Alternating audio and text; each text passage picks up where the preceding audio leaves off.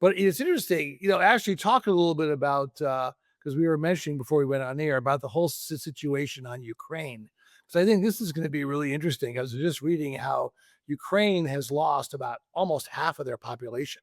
And there are some of the soldiers that are fighting now are even like late 40s, early 50s, and they don't have the manpower reserve. And again, this is a war where both countries are losing. So we think we may have some developments on that front, right? Well, just this week, earlier this week, I'm like, it's been really quiet about Russia and Ukraine. I mean, there's obviously been the corruption issues with Ukraine, which if a lot of our American citizens have been mad about for a long time because it's a lot of that's our money. However, and this is something that the president has felt like he has not been able to solve. Obviously, it was what he was supposed to solve, what he thought the first thing he was supposed to solve. I think there was a lesson learned that you don't negotiate in public because he had the in public embarrassment really with Alaska.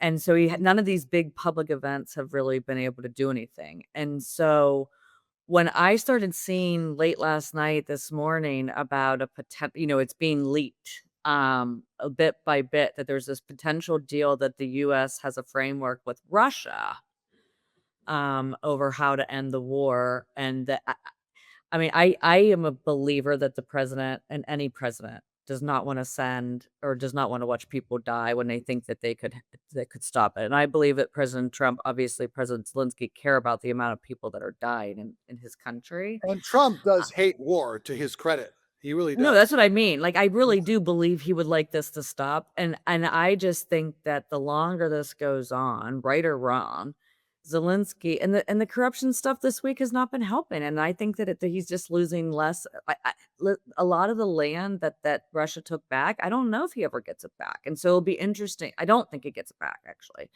So I see, Russia, US, maybe if this is true that they do strike this deal and then, sell it to Ukraine, and from what I understand, there's other European countries, it's not just the US and Russia, there's others involved in these kinda secret talks, negotiations, um, but I think US and Russia are obviously the big 2.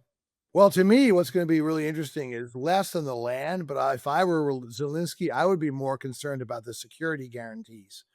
If I were he, I'd say, "You know what? I will give you particularly some of the Donbas region, which is Russian speaking anyway, but we need almost like a NATO Article 5 type security guarantee where there's a red line. Russia cannot cross that line." Yeah, but I Russia think has said that from the is the deal beginning, Putin might if be they able. put troops on the border, he will never go for it. But I guess that's troops, maybe we could do drones and everything else. I mean, I think we're past the troop era anyway. So, Kurt, what are you thinking? I mean, I just if at the end of the day, the result here is Putin gets what he wanted. He wanted more territory, and he got it, and he just waited everybody out and eventually got it. I worry about what that means long term for the future. Um, at some point, we all got to have an international consensus that we're not going to let stuff like that happen and then reward the aggressors behind it. Uh, you know, Zelensky and the people of Ukraine did nothing to invite this attack on them other than just existing. And I think that's important contextually for everyone to remember.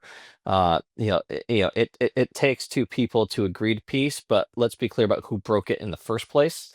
And if the message that is sent is, from the leader of the free world, like, well, you started this and the bloodshed is your fault, but we're going to give you the land anyway, and basically tell Ukraine, you know what, you're in weakened posture right now, so you just have to take it. I think that sets a terrible precedent for the future, and we lose so much just moral authority to have jurisdiction over any other issues. When it comes to these type of conflicts, and I think that one way or another, whether it's in 3 years, 5 years, 8 years, 10 years, we'll be right back dealing with the same thing at some point because we have now legitimized warfare and land grabs in the 21st century. Well, I think it's a cost benefit. I think if Putin gets, I'm not saying all the Donbass, but certainly some land where he just needs to be able to go back to his people and save face and say this 4-year campaign where, a million of our citizens died wasn't for a total waste. And I think if you can, the key is that can they do that and then have the security guarantees that mean in 3 or 5 years that this won't happen. That'll be the key thing. But I think we're going to have to leave it there. But great conversation as always with my comrades. And I thank all of you for joining us on Practically Political.